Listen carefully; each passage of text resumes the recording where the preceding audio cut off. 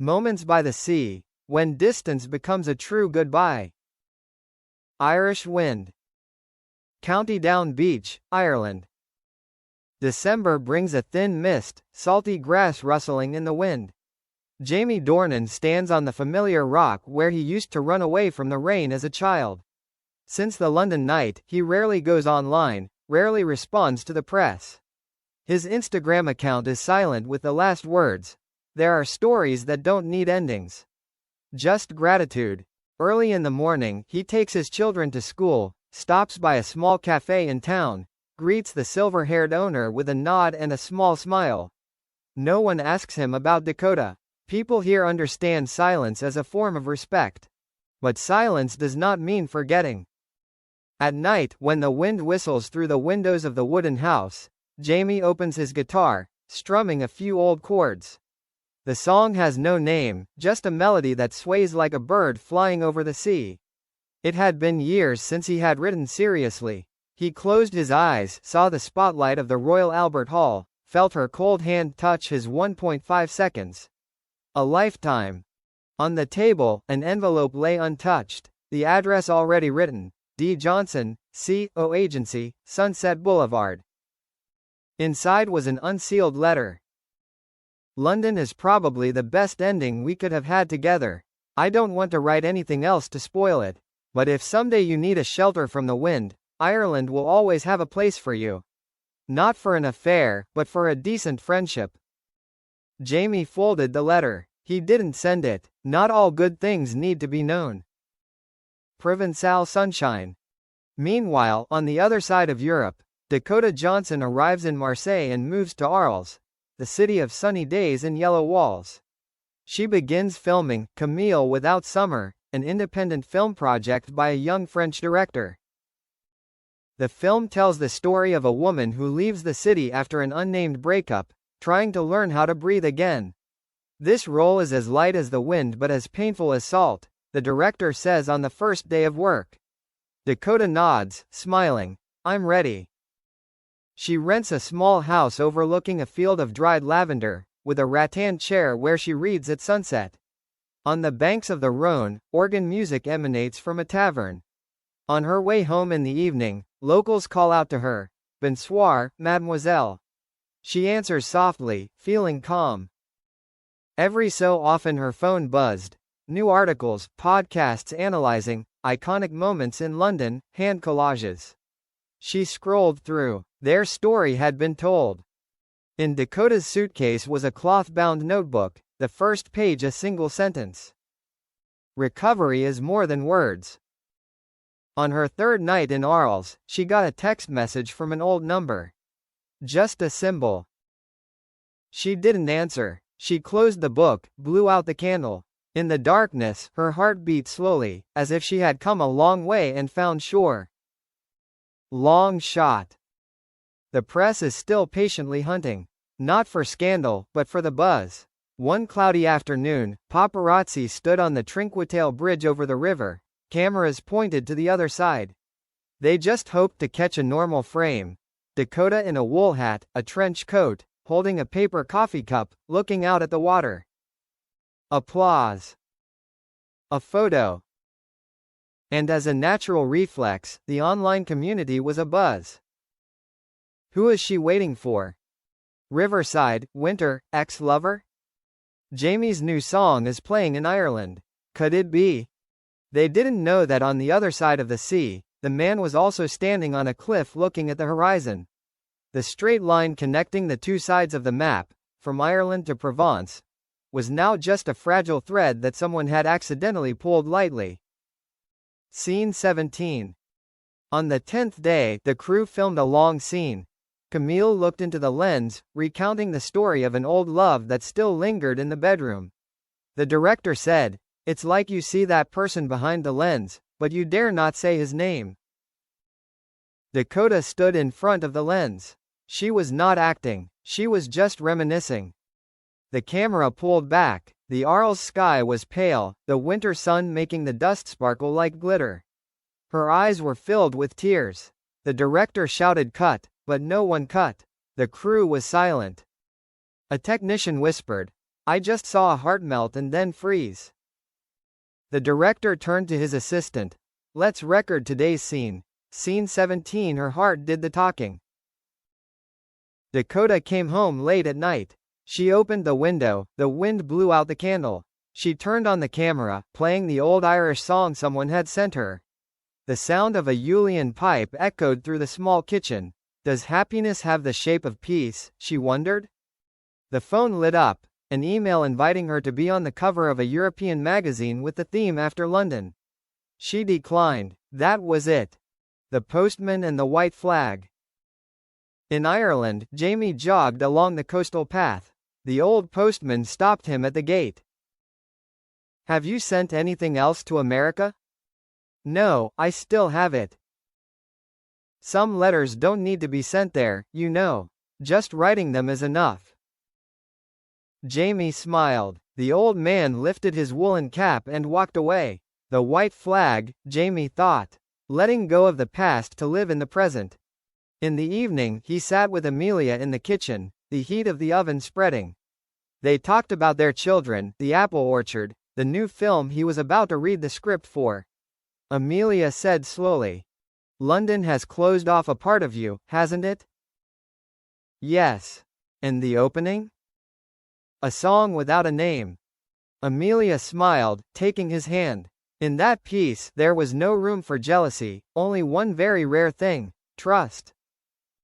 Postcard without address. Dakota buys a postcard at the Arles market, a moon hanging over a roof. She sits in a cafe and writes a line. Do you hear the wind blowing through the tiles? It seems to signal our arrival. She puts the postcard in her pocket, without an address. That night, she tucks it into a cloth-bound notebook. There are things that just need to be written down to soothe the soul. Snowstorm. A rare snowstorm sweeps across northern Europe. London is white, Dublin is colder than usual. Ireland is covered in fog. Provence is drizzling, the moon is hidden behind clouds. The media tries to rekindle the fire. Are they texting each other? London 2.0 in Paris? But no one shows up. The storm outside has calmed, the storm inside is no longer fierce. When the sky cleared, people saw a long streak of light, a shooting star. The girl in Arles looked up and made a wish. The man in County Down leaned back in his chair and smiled.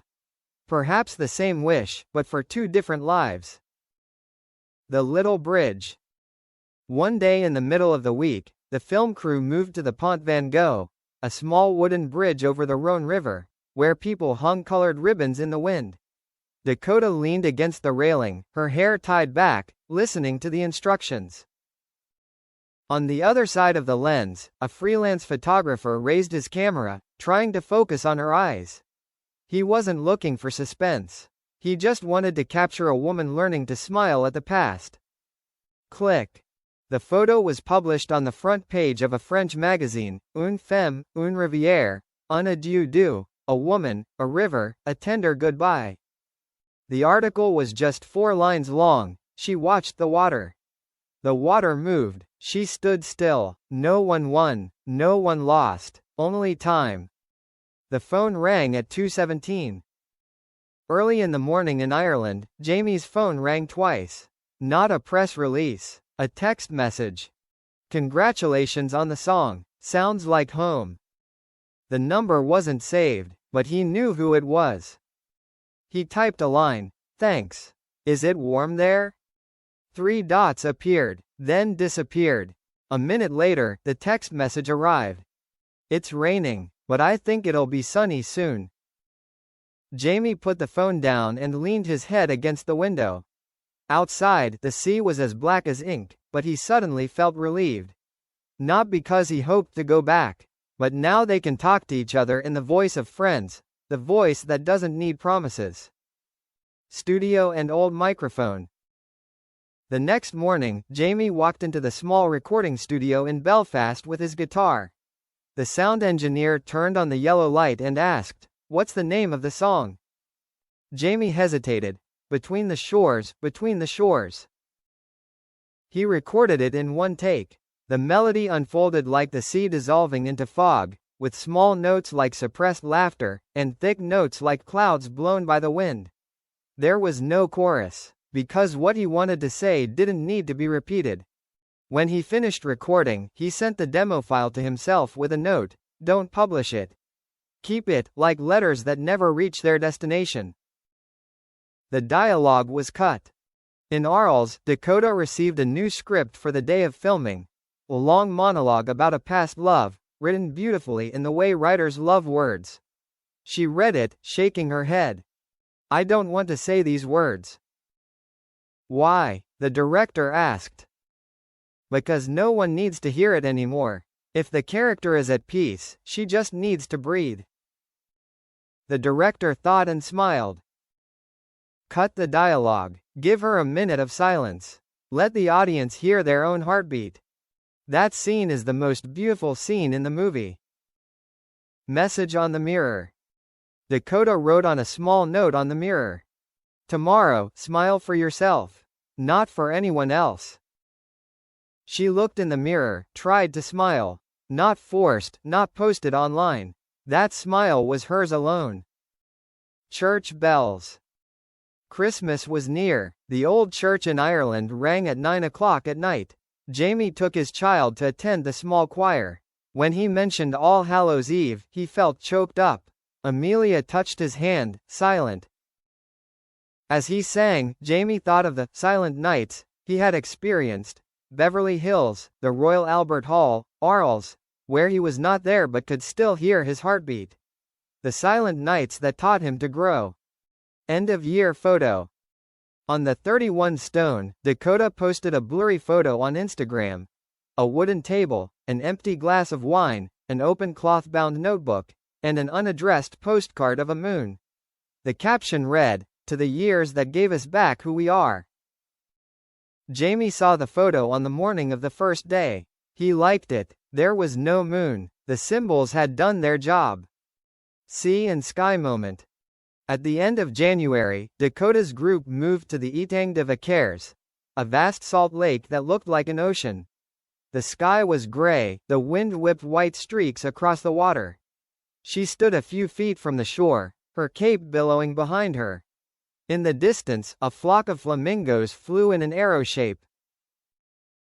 A photographer quietly clicked the shutter from a low hill. Dakota, small in the lens against the vast sky, was like a bass note filled with light. When the photo was posted, it quickly spread around the world. There was no caption, just one line. "The sea and the sky don't touch, but everyone knows they belong together." At the same time, in Ireland, Jamie was standing on the same cliff. His sky and sea were also gray, the wind was also whipping, the gulls were tilting their wings. A friend texted him a photo of Dakota, with the caption, "Hey, does it look familiar?" Jamie looked at the photo for a long time. Then he laughed, not bitterly, nor regretfully. The laugh of someone who understands that there are things that don't need to be close together to shine from afar. A radio show. A local radio station invites Jamie to share his music. He brings his guitar and plays a shortened version of Between the Shores. The host asks him, "Who is this for?" Jamie looks out the studio window, where the gray sky cracks into a fragile halo. Distance. Distance between what? Between what we want to keep and what we need to let go. After the show, hundreds of letters arrive at the radio station, breakup stories, thank you notes, people who say they found tenderness in his silence. The breakup. The film Arles is finished. At a small party, the director hugs Dakota. "Thank you for turning silence into language." She smiles. Silence is the soundtrack to healing hearts. The next morning, she packed her suitcase and headed for the train station. The train to Paris left at 7:20. The rain had stopped by the river, the pavement gleaming silver. Dakota turned back for a last look. The city had given her what she needed, a space to step out of her old self. The last message. At the end of the day in Ireland, Jamie received a message. Paris is cold. But I brought a jacket. He replied. It's still windy here, but the house is warm. A moment later, a message arrived. Good. That's enough. They said nothing more, no plans to see each other again. A brief conversation, like two people passing each other on a bridge, looking at each other, nodding, and each walking toward their own light. End of chapter. On a Sunday evening, Jamie took out the envelope containing the old letter, looked at it for a moment, then burned it in the fireplace. The paper rolled up, the blue flame flickered, then turned yellow. He opened his guitar and played the last notes of the day. In Paris, Dakota put the moon postcards in a wooden box, placed them next to the cloth-covered book, and wrote, "Enough." The London chapter was closed. The Ireland-Provence chapter was closed. There were no more questions, no more details to dig up. Just two orbits, once brilliantly intersecting, now completely separate, each shining on its own. The legacy of a beautiful distance. That year, a film magazine voted the moment Jamie giving the statue to Dakota and the photo of the lake, the little man, the vast sky as two iconic images of popular culture. How we say goodbye without fighting with memory. People realize, love is not just about being together, but also about respecting when we are no longer together. And that is enough for the world to learn one thing. Passing each other is not a failure, if we become kinder versions of ourselves afterward. Curtains drawn. Night. Ireland. Jamie turns off the living room light. The steady sound of the waves is like an offshore ventilator. He texts the last unsent text. Thank you for watching me from afar. At the same time, Paris arrives late. Dakota opens the window. The city paints yellow streaks on the low clouds. She touches the edge of the wooden box, tells herself. Tomorrow, I will smile to myself again. Two different skies, one moon. No words needed, no ending needed, just peace.